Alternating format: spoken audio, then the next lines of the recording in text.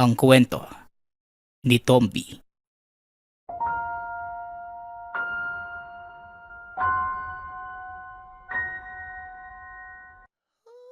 Sa lugar ng Ilocos, naninirahan ang binatang Silakay.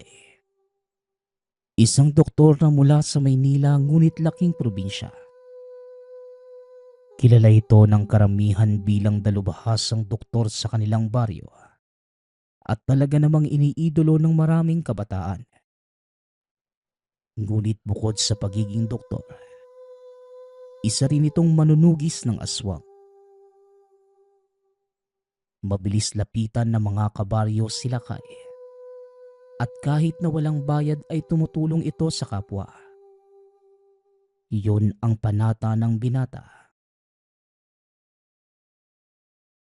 Sumasakit ang tiyan ko, Lakay. Tulungan mo ko, pakiusap lang. Kagabi pa ako namimilipit sa sakit eh. Wika ni Lolo Noel na nakahawak sa apong si Hailey. Pasensya ka na, Lakay. Wala kaming iwang naisip na lapitan kundi ikaw eh. Kaya dumiretso na kami dito sa tahanan mo. Dagdag ni Hailey. Kagad naman silang pinapasok ni Lakay. Manong, ano po ba ang huli mong kinain? Saan po ba bandang masakit? Dito po ba? Tanong ni Lakay.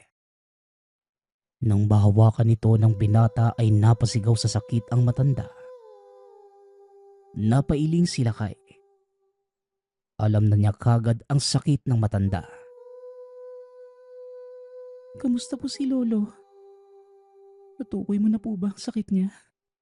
Nag-aalala na po ako sa kanya eh. Wala naman po kaming pwedeng ibang lapitan. Dahil bukod sa gahaman at matapobre ang mga kaanak namin, wala din naman silang pakialam sa amin ng lolo ko eh. Wika ng dalaga. Napatitig na lamang sa kanya ang binata. Hindi makapaniwala si Lakay sa daldal ng dalaga. May appendicitis ang lolo mo tsaka pakiusap. Pwede bang bawas-bawasan mo yung kadaldalan mo? Huwag kang magalit kasi baka sa kakasalita mo, masabi mo na ang buong buhay niyo eh. Hindi naman sa maarte ako ah. Pinipigilan lang kita. At sa lolo mo, kailangan dalhin natin siya sa ospital nang sa ganun. Maoperahan ka agad. Kung problema mo ang pera, ako na ang bahala doon. Tugon ni Lakay. Natulala ang dalaga sa sinabi ng binata. Sandali itong natahimik at napatili. Bigla nitong niyakap si Lakay. Salamat naman kung ganun. Wala talaga kaming pera pambahid kahit nga pang... Hindi na natuloy ni Hailey ang sasabihin. Sige na, ayos na yun. Pwede bang lumayo ka ng konti? Tulungan mo na lang akong dalhin yung lolo mo sa sasakyan. Nang sa ganoon, madala natin siya sa ospital at maagapan ng karamdaman niya. Wika ni Lakay. Dahan-dahang inalalayan ng dalawa si Lolo Noel. Isinakay nila ito sa sasakyan ni Lakay. Habang nasa biyahe, panay ang pagrereklamo ni Lolo Noel dahil sa labis na sakit ang nararamdaman nito. Labis na pag-aalala ang naramdaman ni Hailey kay Lolo Noel. Pinakalma niya ito upang hindi dumaing pa. Lolo, kumalma lang po kayo. Huwag ka po masyadong umatungal dyan. Nakakahiya naman po kay Lakay eh. Wika ni Hailey. Aba, mapipigilan ko ba ang aking sarili? Sobrang sakit ng tiyan ko, apo. Ikaw kaya ang magkaroon ng ganto? Wika ni Lolo Noel. Napakamot na lamang sa ulo ang dalaga. Huwag ka na pong magsalita, Lo. Tsaka kapag naoperahan kita, huwag ka nang magiinom dahil bawal yun sa'yo ah. Ikaw naman dalaga, bantayan mo ang lolo mo. Wika ni Lakay. Napalunok na lang ng laway si Lolo Noel.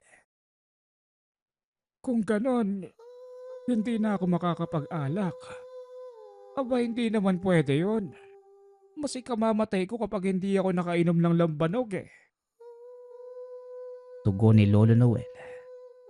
Napailing na lamang si Lakay. Hindi lang si Lolo Noel ang narinig niya na nagsabi ng mga salitang yon. Halos lahat ng matatanda na lumapit sa kanya ay ganun ang daing. Lo, iwasan mo na ang alak. Matanda ka na para doon eh. Kaya makinig ka na lang po kay Doc. Para naman yun sa'yo eh. Wika ni Hailey. Aba bueno, sige na't magpapa-opera na ako. Basta siguraduhin nyo lang na mawawala itong pananakit ng tiyan ko. Tugon ni Lolo Noel. Tumango lamang si Lakay. Matapos ang pag-uusap, narating na nila Lakay ang pagamutan at kagad pinasok sa operating room ang matanda. Si Lakay mismo ang nag-opera kay Lolo Noel, kaya tiwala si Hailey na gagaling ang lolo. Ilang oras ang tinagal ng matanda sa operating room. Makalipas ang 5 oras, ibinalita ni Lakay na maayos ang naging operasyon ng lolo ng dalaga. Sabi na nga ba eh, magiging maayos din si lolo. Dahil ikaw mismo ang nag-opera sa kanya. Utang ko sa iyo ang buhay ni lolo. Dok Lakay, maraming salamat po. Wika ni Hailey. Hindi na ito nakapagpigil pa. Niyakap niya kagad ang binata. Napakurap pa si Lakay at hindi nakapagsalita. Tinapik na lang niya ang likod ng dalaga. Bumitaw naman kagad si Heidi. Pinunasan ang luha at nagpaalam na si Lakay. Nang makaalis sa harap ng dalaga, napahawak ito sa dibdib. Uy, teka. Bakit ang bilis ng tibok ng puso ko? Grabe naman ang epekto sa akin ng babae na yun. Wika ni Lakay habang umiiling at napakamot pa sa batok. Matapos ang pangyayaring yon, hindi na nakita pa ni Lakay ang dalaga dahil naging abala na ito sa ibang bagay. Isang gabi, habang naglalakad pauwi ng tahanan, napansin ni Lakay ang isang buntis na naglalakad mag-isa sa isang iskinita. Sinundan ito ng binata upang masigurado na makauwi ito ng ligtas sa tahanan. Nang makarating sa parteng madilim, kaagad na narinig ni Lakay ang parating na wakwak.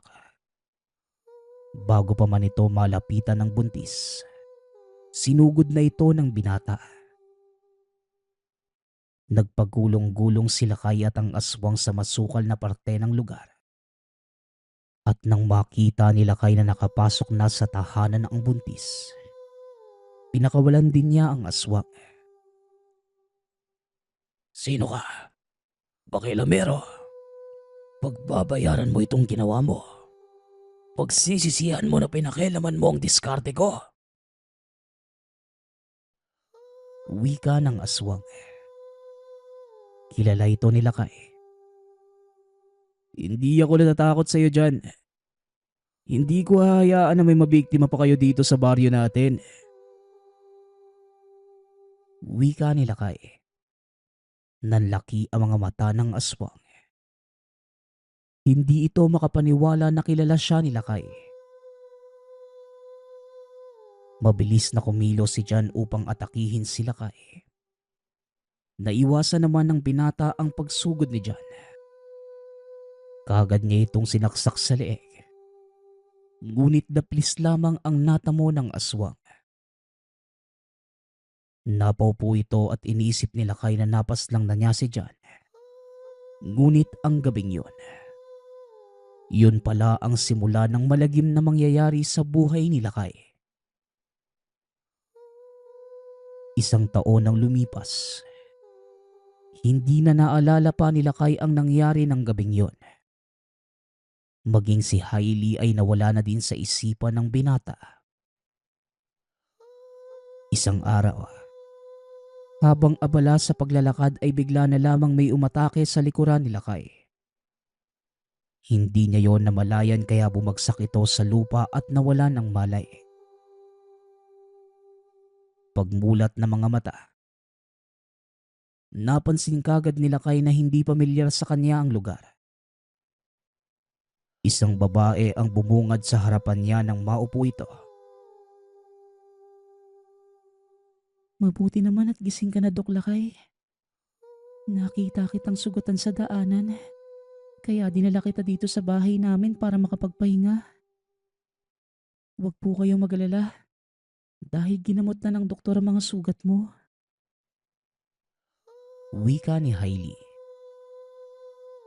Napakunot ang noo ng binata. Muli niyang naalala ang dalaga ngunit malaki na ang pinagbago nito. Teka, ikaw ba si Hailey? Bakit parang ang laki ng pinagbago mo? Tsaka, kaninong bahay ba to? Tanong ni Lakay.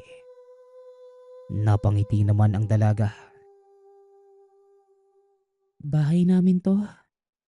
Mahigit 1 taon na ang lumipas, marami nang nangyari sa amin ng lolo ko.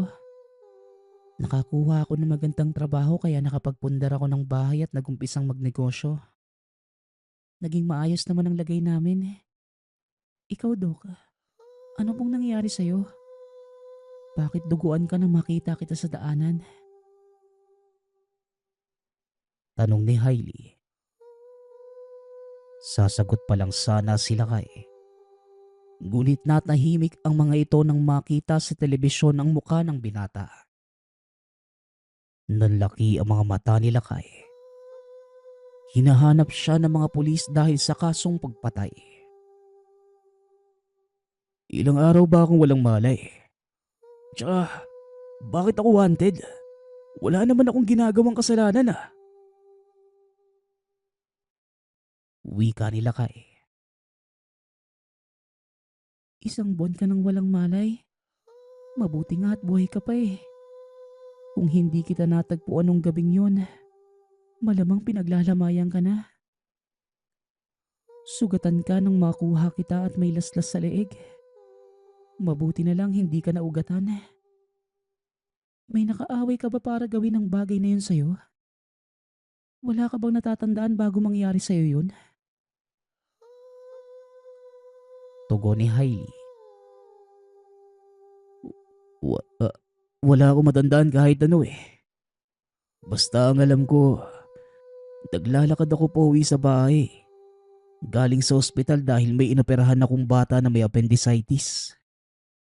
Pagkatapos may naramdaman akong pumalo sa ulo ko.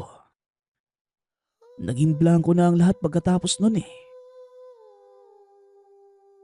Paliwanag ni Lakay.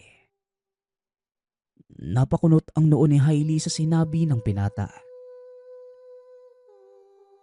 Kung ganun, planado ang lahat. Nang makuha kita, doon nagsimula ang malagim na krimen sa baryo natin. At ikaw ang tinuturong may gawa ng lahat dahil pangalan mo ang nakalagay. Siyempre, hindi naman ako naniwala sa paratang ng marami. Gusto ko pa nga sanang sabihin sa lahat na nandito ka eh. Pero ang sabi ni Lolo, baka patibong lang yun ang kalaban mo. Kaya tinago ka namin dito. Wika ni Hailey. Tatayo pa sana si Lakay pero bigla namang dumating si Lolo Noel. Kung gusto mong malaman ang nasa likod ng lahat ng ito, magpagaling ka muna. Magpalakas ka at huwag kang mag-alala dahil hindi ka namin papabayaan. Utang ko ang buhay ko sa iyo at ngayon nagipit ka. Oras ko naman para bumawi. Tutulungan kitang bumangon ulit at linisin ang pangalan mo. Wika ni Lolo Noel. Kumalma naman si Lakay. Nagpahinga na lamang ito at hindi nagsalita. Nagkatinginan lamang ang maglolo dahil maging sila. Hindi inaasahan na sa ganoong pagkakataon pa sila muling magkikita. Matapos ang pag-uusap na yon, palagi nang inaalagaan ni Hailey ang binata. Pinaghahandaan niya ito ng pagkain at pinapainom ng gamot. Naging malapit sa isa't isa ang dalawa at kalaunan. Naramdaman ni Lakay na nahuhulog na siya sa dalaga. Ngunit pakiramdam niya ay mali yun. Ilang buwan pa ang lumipas. Tuluyan nang gumaling ang natamong sugat ni Lakay. May hinala na ako kung sino ang may gawa nito sa akin. Isa lang naman ang nakaaway ko eh. Walang iba kundi yung aswang na si John. Siya din ang nagbanta sa aking buhay kaya malamang siya ang may gawa ng lahat ng ito. Wika ni Lakay. Paano mo naman nalaman na aswang si John? Isa kang doktor, naniniwala ka sa ganun? Nakapagtataka naman. Sa pagkakaalam ko, mga kagaya lang ni Lolo Noel ang naniniwala sa aswang at iba pang mga tao. Pero ang doktor na gaya mo, ewan ko ba sa'yo? Tugon ni Hailey. Napakunot na lamang ang noo ni Lakay. Tulad ng lolo mo? Bakit? Ano mong meron sa'yo, Lolo Noel? Isa ka bang antingero? Manggagamot o kaya albularyo o babaylan? Marami ba akong dapat malaman sa tunay niyong pagkatao? Tanong ni Lakay. Seryoso itong tumitig sa matanda. Nadulas lamang si Hailey kaya napatingin ito kay Lolo Noel. Pasensya ka na kung masikreto kami ng apo ko. Nag-iingat lang kami sa mga kaaway. Ang totoo niyan, isa akong antingero at nung kaedaran mo ako, isa ako sa pinakamagaling na manunugis ng aswang. Pero naungasan ako nung binatang manunugis sa dami ng napatay niya. Pero walang nakakaalam ng tunay niyang pagkatao. Tugon ni Lolo Noel. Natulala na lamang si Lakay. Ikaw pala ang pinakamagaling na manunugis ng aswang. Grabe, hindi ko inaasahan yun ah. Nung una kitang nakita, akala ko simpleng manginginom ka lang na may sakit eh. Wika ni Lakay. Napakunot na lamang ang noo ng dalaga. Alam mo din ang bagay na yun? Eka, sino ka ba talaga? Bukod sa pagiging doktor, ano pa bang meron ka? Pakiramdam ko may nililihim ka sa amin eh. Tugon ni Hailey. Pasensya na pero ako ang tinutukoy mo, Lolo Noel. Oo, isa akong doktor pero manunugis din ako ng aswang. Malakas ang pakiramdam ko na si John ang may gawa nito sa akin. Dahil siya lang naman ang huling nakalaban ko eh. Akala ko napatay ko na siya pero mali pala ako. Wika ni Lakay. Hindi nila lubos maisip na si Lakay ang magaling na manunugis ngunit marami pang hindi alam si Lakay tungkol sa mga kaaway. Dahil minana lamang niya ang kaalaman mula sa lolo.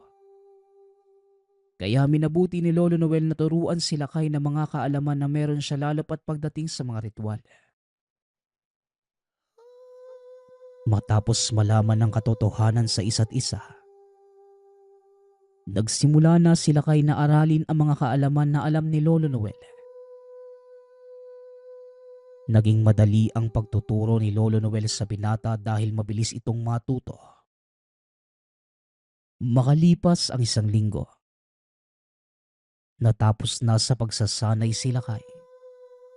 Inalam nila kung sino ang nasa likod ng mga krimen na binibintang kay Lakay.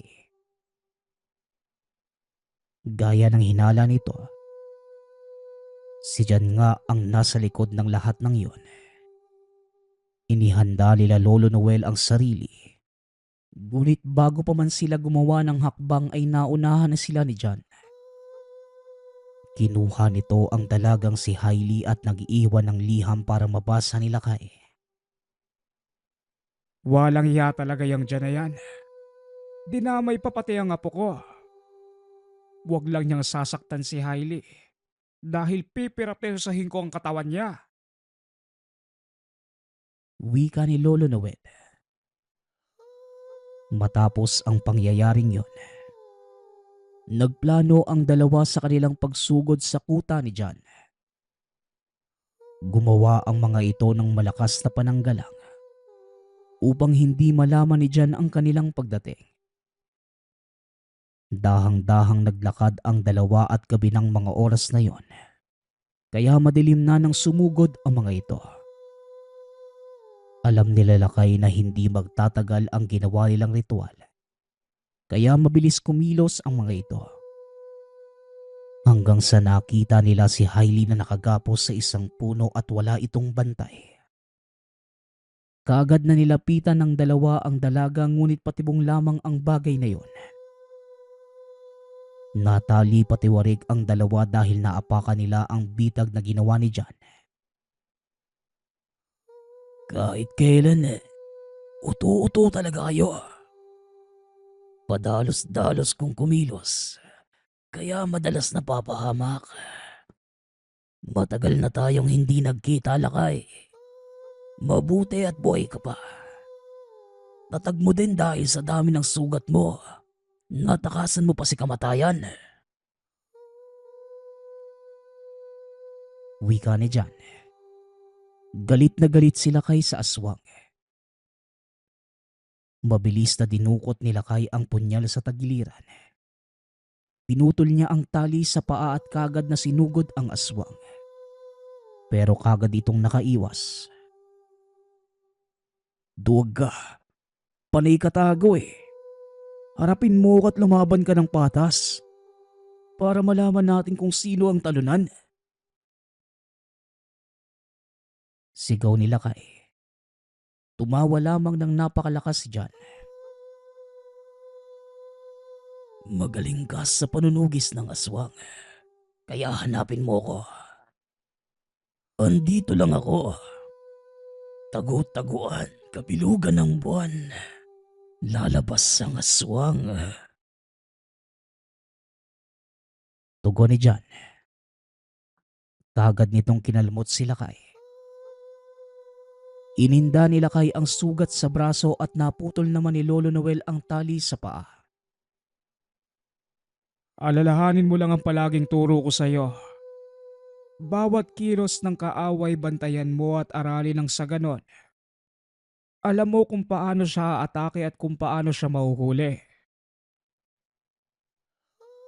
Paalala ni Lolo Noel. Nakipaglaban na ito sa iba pang mga aswang. Pagbilang kong 3, magtago ka na. 1, 2, 3. Andyan ako. Sigaw ni Jan. Ipinikit ni Lakay ang mga mata. Pinakinggan ni Lakay ang pagkilos ni Jan. Nalaman ng binata ang direksyon nito kung saan susugod. Kaya nahawakan niya ang kamay nito at kagad winasiwas yun sa lupa na ikinagulat ng aswang. Hinampas pa ito ni Lakay ng buntot pagi na mabilis namang inawasan ng aswang. Sige na, sumugod ka pa ng sumugod. Sa susunod, babaliin ko na ang buto mo sa katawan. Banta ni Lakay. Kumilos ng mabilis si John ngunit nalaman pa din ni Lakay ang direksyon niya. Kaya nahawakan muli ito ng binata at sinakal ang buntot pagi sa leeg ni John. Napaatras ang mga kasamahan nito dahil sa ginawa ni Lakay. Nasaan ang apo ko? Saan mo siya tinago? Walang hiya ka. Huwag mo lang masugatan ng apo ko dahil pupugutan kita ng ulo. Wika ni Lolo Noel. Di gawin mo. Pugutan mo ko ng ulo para habang buhay nang hindi kayo magkita ng mahal mong apo. Tugon ni John. Lalong hinigpitan ni Lakay ang pagkakasakal dito. Tumingin si Lakay sa mga kasamahan ni John. Sasabihin niyo ba kung nasaan si Hailey? O pupugutan ko ng ulo ang pinuno niyo? Banta ni Lakay. Mas lalong hinigpitan ang buntot pagi sa lieg ni John. Ni isa sa mga ito ay walang sumagot kaya inulit ni Lakay ang banta ngunit walang pakialam ang mga ito. Tuwang-tuwa naman si John. Wala kayong mapapala sa kanila. Kaya huwag niyong sayangin pa ang boses niyo. Mapapagod lang kayo. Wika ni John. Napikon na si Lolo Noel. Nilapat nito sa noo ni John ang San Benito. Napasigaw sa sakit si John at nagpupumiglas ito mula sa pagkakasakal ni Lakay. Pinipikon mo talaga ako, no? Huwag mong hintayin na ilagay ko sa leeg mo ang medalyong ito. Wika ni Lolo Noel. Tama na. Sasabihin ko na kung nasaan ang apo mo. Pakiusap. Alisin mo sa harapan ko ang medalyon na yan. Tugon ni John. Sabihin mo muna sa akin kung nasaan si Hailey. Ipakuha mo sa mga alalay mo. Wika ni Lakay. Sumenya si John sa mga kasama. Kumilos ang mga ito at kinuha ang dalaga sa sekretong piitan.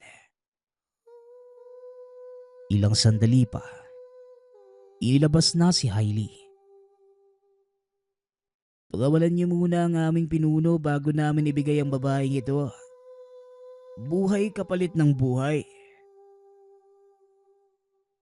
Wika ng isang aswang. Dahan-dahan na bang tinanggal ni Lakay ang buntot pagi sa leeg ni John. Nung makawala ito, kagad na sinugod niya si Lolo Noel. Mabuti na lamang at mabilis kumilos si Lakay. Nahampas niya sa braso si John kaya nakailag ang matanda at nahila ang apo. Tuso ka talaga John. Pero mas mabilis pa din ako sa'yo kaya magtago ka na. Dahil kapag nahawakan ulit kita, sisiguraduhin kung pupugutan kita ng ulo. Sigaw ni Lakay. Nagtulungan ng tatlo na labanan ang mga aswang. Unti-unting nauubos ang mga ito at nang mapansin ni Hailey na may sugat si Lolo Noel. Lo, dumudugo ang tagiliran niyo. May sugat ka. Gusto mo po ba munang umurong muna? Mukhang malubha ang natamo mo eh. Wika ni Hailey. Hayaan mo na yan, apo. Malayo sa bituka at puso. Sa likod mo! Sigaw ni Lolo Noel. Kaagad nitong hinablot ang apo. Nagulantang si Hailey nang sumuka ng dugo si Lolo Noel. Tinamaan ito sa dibdib ng kawayan na hinagis ni John. Kagad na gumanti si Lakay at mabilis na hinugot ang kawayan na nakatara kay Lolo Noel. Mabilis na yung binato sa huling dinaanan ni John at bigla na lamang nahulog ang aswang. Tumarak sa tiyan nito ang kawayan na nilagyan ni Lakay ng langis na mula sa simbahan. Nang bumagsak si John ay kagad itong nilapitan ni Lakay. Muling hinugot ang kawayan at isinaboy ang langis na mula sa simbahan. Nagsisigaw sa sakit si John, ngunit hindi pa nakontento si Lakay dahil nilagay nito sa sugat ni John ang medalyon na San Benito. Nangingisay ang aswang at unti-unti itong nawalan ng buhay. Pinugot ni Lakay ang ulo nito at inihagis sa mga kasamahang natitira. Kung hindi kayo aalis dito at hindi magbabago ay uubusin ko kayo. Parurusahan gaya ng ginawa ko sa pinuno nyo. Banta ni Lakay. Kaagad namang nag-atrasan ang mga aswang. Nang matapos ang labanan, nilapitan ni Lakay si Hailey. Lakay, dalhin natin si Lolo sa pagamutan. Pinipigilan ko ang pag-agos ng dugo niya. Di ba doktor ka? Agapan mo ang lolo ko. Wika ni Hailey. Kaagad namang kumilos si Lakay at inumpisahan ito na lapatan ng paunang lunas ang matanda. At nang huminto na ang pagdurugo, mabilis na umalis sa lugar na yon ang dalawa at dinala sa pagamutan ng matanda. Nang makita ng mga tao si Lakay, kagad naman itong pinadampot sa pulisya. Inimbestigahan at kinulong si Lakay dahil siya ang lumalabas na suspect sa mga pagpatay sa baryo. Makalipas ang mahigit 3 buwan, nakalaya si Lakay. Muling bumalik sa kanilang baryo upang linisin ang pangalan. Una niyang pinuntahan sila Hailey dahil buhat nang siya ay makulong. Hindi na niya nakita pa ang maglolo. Pagkarating sa tahanan nila Hailey, natuwa ang dalaga na muling makita si Lakay. Bakit hindi ka man lang dumalaw sa akin sa kulungan? Kayo ni Lolo Noel. Nabanggit sa akin ng abogado ko na nakaligtas si Lolo Noel. Nasaan na ba siya? Tanong ni Lakay. Pasensya na kung hindi ako nakadalaw sa'yo. Pero hindi naman kita pinabayaan eh. Tama ang nakarating sa'yo. Ligtas si Lolo pero habang buhay na siyang nakaratay sa higaan. Tulala lang at hindi nagsasalita. Yun ang dahilan kaya hindi ko magawang dumalaw. Nagkaroon ako ng takot sa mga tao at nagkapobya eh. Nawalan ako ng tiwala sa iba kaya ako mismo ang nag-alaga kay Lolo. Wika ni Hailey. Kagad nitong isinama si Lakay sa silid ni Lolo Noel. Nalungkot ang binata nang makita ang kalagayan ng matanda. Patawad Lolo. Dahil sa akin kaya naging ganito eh. Hindi na sana kayo nadamay kung hindi niyo ako tinulungan. Pasensya na wala akong nagawa para maprotektahan ka nun, Lo. Sobrang lungkot ang dinanas ko sa kulungan. Hindi ko nga alam kung ano na yung kalagayan niyo eh. Hanggang ngayon, sarili ko pa rin ang sinisisi ko sa mga nangyari. Wika ni Lakay. Kagad nitong niyakap ng mahigpit si Lolo Noel. Huwag mong sisihin ang sarili mo. Desisyon namin na tulungan ka at hindi mo kami pinilit. Kaya hindi mo kailangang humingi ng tawad dahil binigyan mo naman ng hustisya ang nangyari kay Lolo. Sapat na yun at nagdusa ka pa sa kulungan nang wala ka namang ginagawang kasalanan. Tugon ni Hailey. Nagyakapan ang dalawa. Nung nasa kulungan ako, kayo ang inaalala ko ni Lolo eh. Lalo ka na, Hailey. Iniisip kong apektado ka sa lahat kaya sinikap namin ng abogado ko na ipanalo ang kaso. Dahil alam ko na wala akong dapat pagbayaran. Ngayong nandito na ako, hindi ko na kayo iiwanan pa. Mahal kita, Hailey. Wika ni Lakay. Napangiti naman ang dalaga. Kung alam mo lang, gusto ko rin dumalaw sa'yo. Kaso iniisip ko si Lolo eh. Ayoko siyang iwanan sa iba dahil kinakain ako ng takot. Kaya kahit mahirap, tiniis ko na hindi ka dalawin. Tugon ni Hailey. Kaagad nitong hinalikan si Lakay. Simula noon ay hindi na iniwan pa ni Lakay ang maglolo.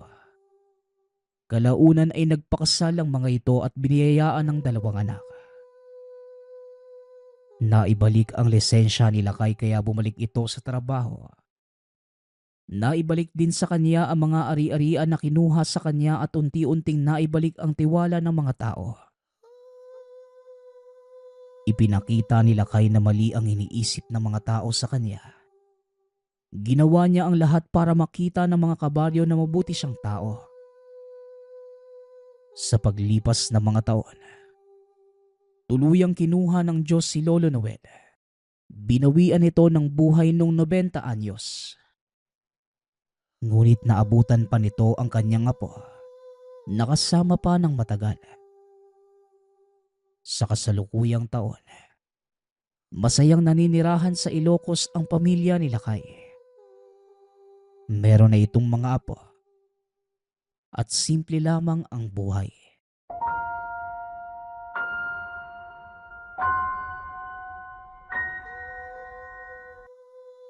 Marami ang mga taong nagsasabi na ang mga mambabarang ay masama dahil ginagamit nila ang kanilang kakayanan upang makapanakit. Ngunit sa kwentong ito, matutunghayan niyo ang kakaibang istorya ng isang kilalang mambabarang ng Kabisayaan.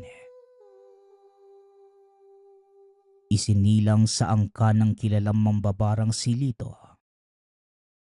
Bagaman nagtataglay ng napakalakas na kapangyarihan, hindi nila ito pinagmalaki sa iba. Hindi rin nila ginamit ang kakayanan sa pananakit ng kapwa. Sa halip ay tumatanggap sila ng mga taong nais magpagamot. Hindi rin maalis sa mga tao ang magduda. Ngunit mas marami ang nagtitiwala sa kanilang kakayanan. Kilala din ang kanyang inang si Aling Marcia bilang mahusay na paltera o tagapaanak sa kanilang baryo. Madalas pinapatawag ang matanda sa kung saan may nangangailangan ng tulong. Samantalang ang ama naman na si Tatang Omeng, kadalasang lapitin ng mga taong may malalang karamdaman. Ang ilan sa mga ito ay mula sa may kayang pamilya. Kadalasang inaalok ng bayad ang matanda. Ngunit ni minsan ay hindi sila tumanggap ng kahit pagkano mula sa mga ito. Pinalaki si Lito sa ganong paniniwala. Itinuro din sa kanya ng mga magulang ang kanilang mga kaalaman. Nang sa ganon, hindi ito basta-basta aapiin ng kanilang mga kababaryo. Kailangan mo ang mga kaalamang ito, anak, para maipagtanggol mo ang sarili mo sa oras ng kagipitan. Pero ang tatandaan mo, huwag mo itong gagamitin upang manakit ng walang dahilan. Wika ni Tata Omeng. Pero tay, ang sabi ng ibang tao, masama daw tayo mga mambabarang eh. Pero bakit ang dami pa din nating mga kaibigan? Ang ilan sa kanila nagpapagamot pa nga sa inyo. Tanong ng binata. Magiging masama lang ang isang mambabarang sa oras na gamitin nila ang kakayanan sa kasamaan. Ang pambabarang ay hindi likas na gamit para sa kasamaan. Ginagamit ito sa panggagamot ng mga karamdamang hindi nalulunasan ng mga doktor. O hindi naman kaya ibang albularyo. Tugon ni Tata Oming. Paano naman po yung mga mangkukulam, tay? Mas malakas po ba sila kaysa sa atin? Tanong ni Lito. Napangiti na lamang si Tata Oming sa tanong ng anak. Higit na makapangyarihan ang isang mambabarang kung ihahambing sa mga mangkukulam. Sa kalikasan ng galing ang kapangyarihan natin, kagaya ng mga babaylan. May kakayanan tayong kumuha ng lakas mula sa mga buhay na bagay na nasa paligid natin. Samantalang ang mga mangkukulam naman, mula sa demonyo ang kanilang kapangyarihan. Pero hindi rin lahat. May mga tinatawag din na puting mangkukulam. Sila naman yung mga kauri nila na ginagamit din ng kakayanan sa pagtulong sa iba. Paliwanag ng matanda. Sinabihan din ito si Lito na wag basta manghuhusga ng kapwa base sa kanilang panlabas na anyo. Dahil hindi lahat ng pangit ay masama. Hindi rin lahat na magaganda ang itsura ay mabuti. Salamat po, tay. Tatandaan ko po lahat ng sinabi nyo. Kung ano man po ang kalamang tinuro niyo sa akin, hindi ko po yung gagamitin para sa pangsariling interes. Tugon ni Lito. Nang mga panahong ito, 12 taong gulang pa lamang si Lito. Ngunit taglay na niya ang husay ng isang batikang mambabarang, kagaya ng ama. Sa paglipas pa ng mga taon, naging mas malakas pa si Lito. Marami na din siyang natulungan. At dahil dito marami din ang nainggit sa kanya. Sa edad na 18, kinilala si Lito bilang pinakabatang manggagamot sa kanilang lugar. Dahil sa mga tulong na ginawa niya sa mga kababaryo. Halos nakalimutan na ng mga ito ang katotohanan mula siya sa angka ng mga mambabarang. Madalas itong lapitan ng mga pasyente kung ikukumpara sa ama. At natutuwa naman si Tata Oming dahil nawala na sa isipan ng mga tao ang kanilang pinagmulan. Ngunit may iba talagang hindi nakakalimot at makitid ang pag-unawa. Pagdating sa mga mambabarang. Isa sa mga ito ang karibal na albularyo ni Tata Oming, na si Mang Lucio. Makailang beses nang pinahiya ng matanda ang manggagamot dahil sa mga maling pamamaraan ng panggagamot. Ilan sa mga naging pasyente nito ang dumulog kay Tata Oming dahil hindi nagawa ni Mang Lucio ang tukuyin ang totoong karamdaman nito. At dahil sa pangyayari, nawala ang mga pasyente ni Mang Lucio. Maliban sa mga maling pamamaraan, ito rin ang ginagawang kabuhayan ng albularyo. Sa madaling salita, naniningil ito ng napakamahal. Isang hapon, habang naglalakad sa daan si Lito at Tata Oming, nakasalubong nila ang matandang albularyo. Napakasakit ng titig nito sa kanila ngunit pinili nilang wag na lamang itong pansinin. Ayos na sana ang lahat. Ngunit bigla na lang tinawag ni Mang Lucio si Tata Oming. Oy Oming, kamusta na yung huli mong binarang? Buhay pa ba? Talaga namang ang lakas ng loob mong maglakad sa kalsada ng taas noo ano?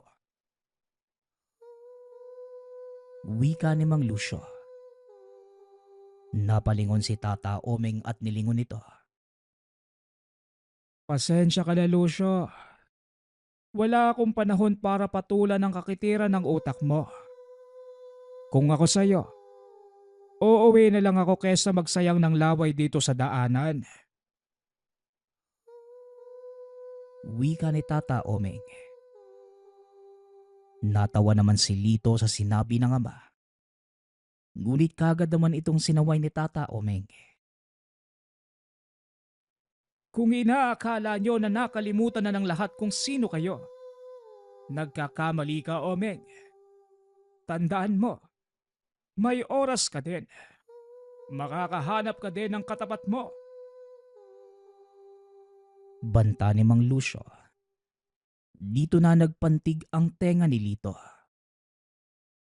Teka lang po, Mang Lucio. Magdahan-dahan ka sa pagbabanta sa tatay ko. Dahil baka samain ka sa akin. Hindi na sana kita papatulan eh. Dahil mas matanda ka sa akin. Pero ikaw pa tong nagbibigay ng dahilan para hindi ka respetuhin eh. Naturingan ka pa namang manggagamot. Wika ni Lito. Kagad namang hinawakan ni Tata Omeng ang kamay ng anak. Dahil alam na matandang galit na ang anak. Minsan lamang kumagbanta ang binata. Lalo na kapag nasagad na ang pasensya. Tinatakot mo ba ako, batang mambabarang? Sige, gusto nyo ng labanan. Walang problema. Huwag nyo lamang akong sisisihin sa maaaring mangyari. Tugon ni Mang Lucio. Lucio, umalis ka na. Sinisigurado ko sa iyong pagsisisihan mo ang susunod mong gagawin. Hindi ka sasantuhin ng anak ko. Umalis ka na habang kaya ko pa siyang pigilan. Wika ni Tata Omeng. Ngunit huli na ang lahat. Nakapagbato na ng tigalpo si Mang Lucio kay Lito. Kagad namang pinuntahan ni Tata Omeng ang binata upang awatin dahil alam niyang maaaring mapatay ni Lito ang matanda. Nakatayo lang ang dalawa habang nagtititigan. Kung titignan ay walang nangyayari. Ngunit kitang-kita ni Tata Omeng ang paglalaban ng espiritu ng dalawa. Hindi na niya ito magawang pigilan dahil nasa kalagitnaan ng labanan ang dalawa at maaari siyang mapahamak kung sakaling pumagitna sa dalawang nag-uumpisang espiritual na lakas. Ngunit kagaya ng inaasahan ni Tata Omeng, nagawang talunin ni Lito si Mang Lucio. Biglang sumuka ng dugo ang matanda at walang tigil sa pag-ubo. Sana tanda, magsilbing aral sa iyo ang nangyari. Sa susunod na pagbantaan mo ang tatay ko, hindi lang ganyan ang mangyayari sa iyo. Baka mapatay na kita. Wika ni Lito. Kagad na nitong inaya ang ama na umuwi. Alam ni Tata Omeng na maaari itong pagmula ng malaking kaguluhan. Kaya sinabihan na niya ang anak. Alam mo bang maraming kapanalig at kamag-anak yang si Lucio? Maaaring pagmulan ng malaking gulo ang nangyari. Wika ni Tata Omeng. Napagiti na lamang si Lito at inakbayan ng ama. Huwag po kayo mag-alala, tay. Hindi ko po hahayaang umabot pa sa ganun. Mamaya po pag uwi ko sa bahay, pupuntahan ko kagad si Mang Lucio para humingi ng paumanhin. Ginawa ko lang po yun dahil pinagbantaan niya kayo eh. Tugon ni Lito. Ngunit kagad naman siyang pinigilan ng ama. Sa palagay ko, hindi na kailangan pampuntahan si Lucio. Kilala ko ang matandang yon. At walang maidudulot na maganda ang pagpunta sa tahanan niya. baka lalo lang lumala ang lahat. Muling wika ng matanda. Pinayuhan ito ang anak na antayin ang susunod na gagawin ni Mang Lucio. Ilang araw pa ang nakalipas. Wala namang nangyaring masama. Naging maayos ang pang-araw-araw nilang gawain. Hanggang sa isang hapon, habang nagpapahinga, biglang napaubo ng napakalakas si Tata Omeng. Dali-dali namang pinuntahan ni Lito ang ama. Nanlaki ang mga mata ng binata nang makitang sumusuka na ng dugo si Tata Omeng. Walang tigil sa pag-ubo ang matanda. At nang lapitan ito ng binata, naramdaman niya ang malakas na enerhiyang nagmumula sa kung saan. Hindi matukoy ng binata kung sino ang nagpalipad hangin sa ama. At talagang tinaon pa na ubos ang pondo ng matanda sa panggagamot at hindi ito nakapagkarga ng depensa. Iisa lang ang alam ni Lito na maaaring gumawa ng ganon sa ama. Walang iba, kundi si Mang Lucio. Patuloy lang sa pagsusuka si Tata Omeng. Hanggang sa tuluyan na itong nawalan ng malay. Sinubukan pa ni Lito na gamutin ang ama. Ngunit wala din itong nagawa. Unti-unting nalagutan si Tata Omeng. Tila pinagsakluban ng langit at lupa si Lito ng mga sandaling yon. Maging ang ina ay halos hindi mahinto sa pag-iyak. Abot langit ang galit ng binata. Sinisisi nito ang sarili sa nangyari. Hindi na nila pinatagal pa ang burol ng ama. Marami naman ang dumalo at nakiramay sa burol. At mas lalo pang dumagsa ang mga tao ng ilibing ang matanda. Naroon din si Mang Lucio. Nakita nito kung gaano kamahal ng mga tao si Tata Omeng. Dahil sa nasaksihan, lalo pang nagalit ang matanda. At ang pinagbalingan ng puot ay ang nananahimik na ina ni Lito. Ilang araw matapos ang libing, napansin ng binata ang biglaang panghihina ng ina. Ilang araw pa ang lumipas, tuluyan ng bumagsak ang kondisyon ng ina. Dito napag-alaman ng binata. Dinapuan ng kakaibang karamdaman ang matanda. Nadulot ng mga elemento na napag-alaman niyang si Mang Lucio din ang may gawa. Hindi na napigilan ng binata ang sarili. Naghanda ito upang magsagawa ng isang ritual para pahirapan ang matandang albularyo. Sa kabila ng habilin ng ama na wag gagamitin ang pambabarang sa pansariling interes, lalo na sa paghihigante, tinuloy pa din ito ni Lito. Gusto niyang iparamdam sa mga kamag-anak ni Mang Lucio ang sakit na naramdaman. Gumamit na makamandag na insekto ang binata, kagaya ng alupihan at alakdan balingayaw.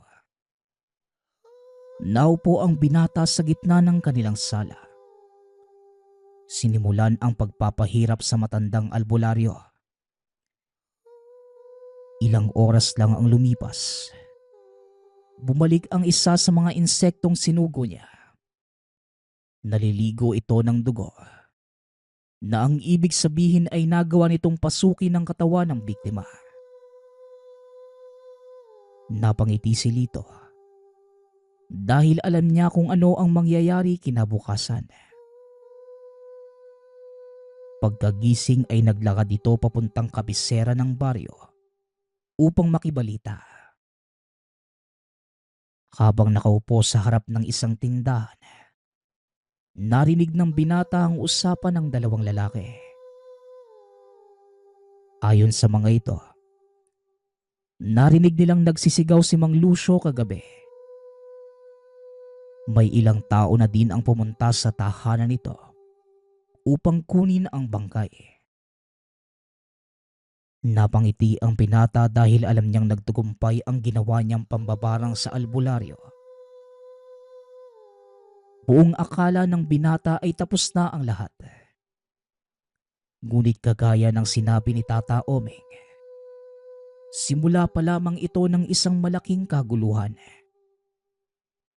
Habang binuburol si Mang Lucio, nagpunta ang binata upang makiramay. Walang kaalam-alam ang pamilya ng namatay na albularyo na si Lito ang may gawa nun sa matanda. Nakiupo si Lito sa ilang kakilala at masusing nagmatsyag sa paligid. Sakto namang katabi ng kanyang kinauupuan ang mesa ng kaanak na matanda. Narinig niya ang pinag-uusapan ng mga ito.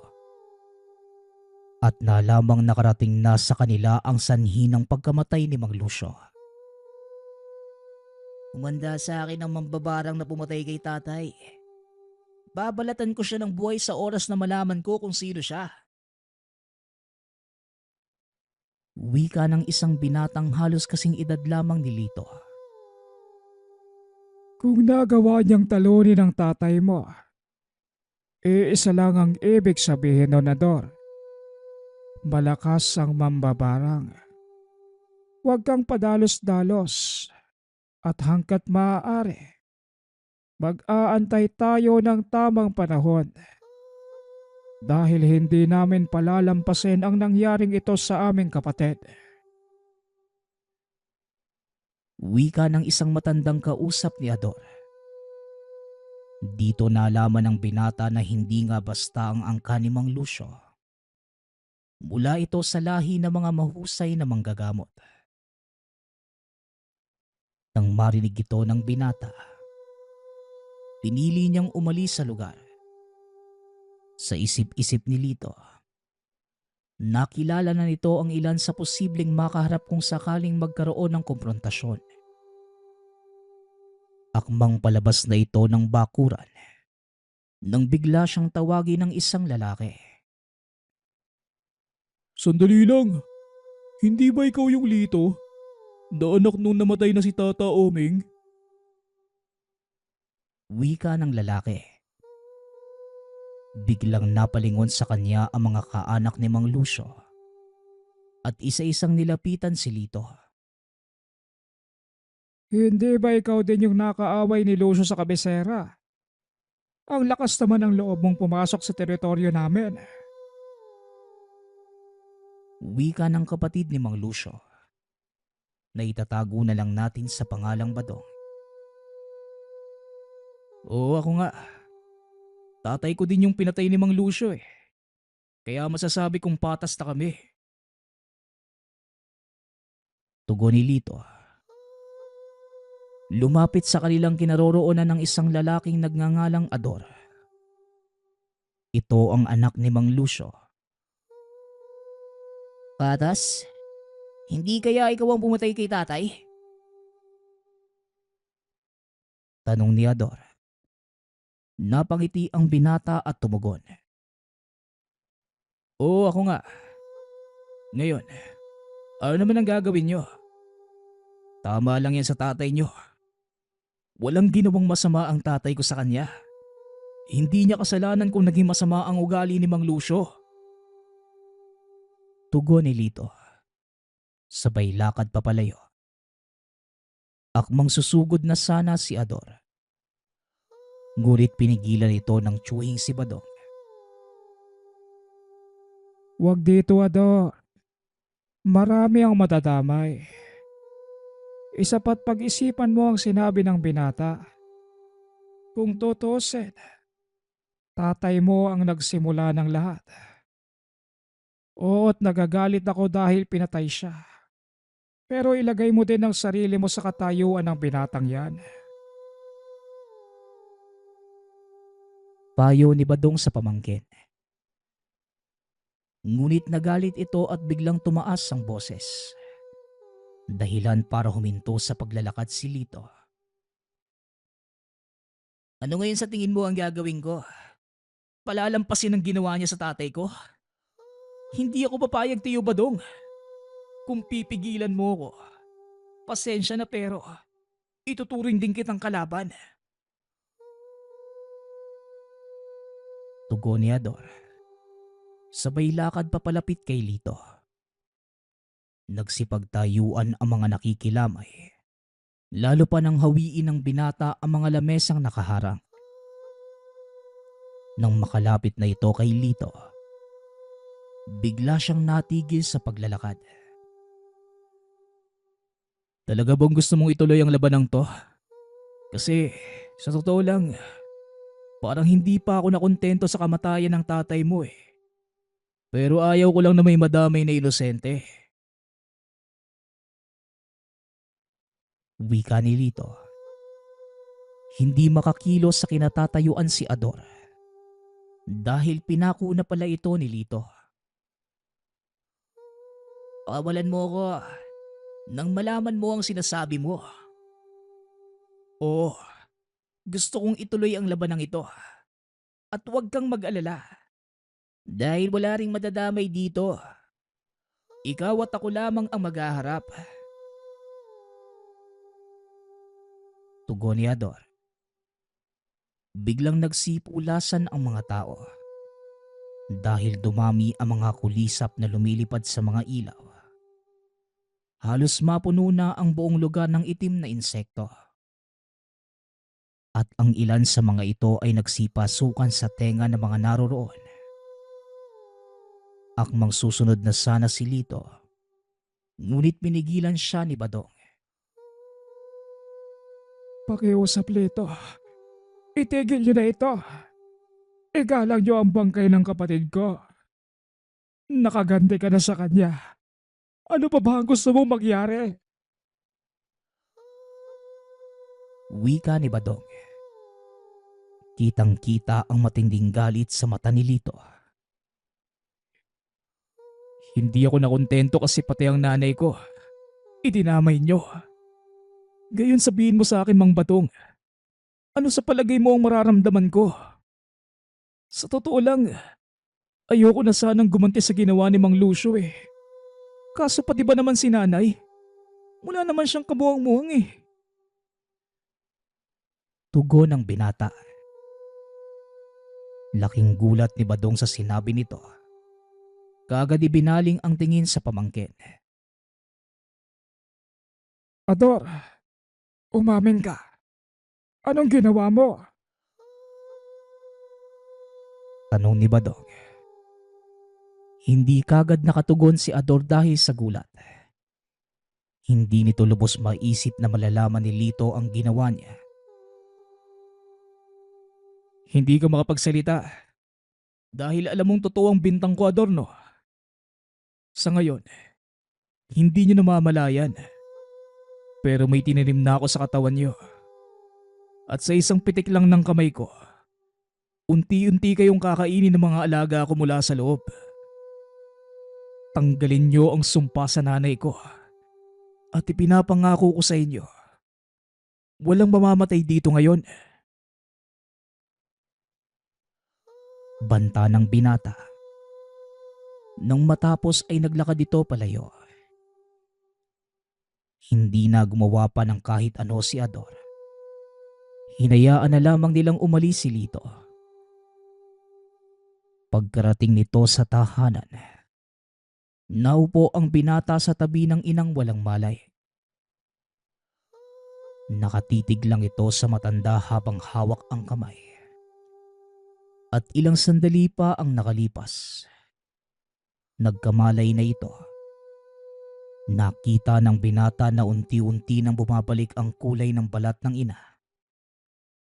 Laking pasasalamat ni Lito sa nakikita. Lumuhod ito at humingi ng tawad sa Diyos dahil sa paggamit niya ng kakayanan upang makapanakit. Kinabukasan, pinuntahan ni Lito ang pamilya ni Mang Lucio. Isa-isang ginamot ang mga ito. Alam kong hindi kayo masamang tao. Ganon din naman kami ng pamilya ko eh. Kaya nakikiusap ako. Sana patawarin natin ang isa't isa at magtulungan na lang tayo. Alisin na natin ang galit sa mga sarili natin.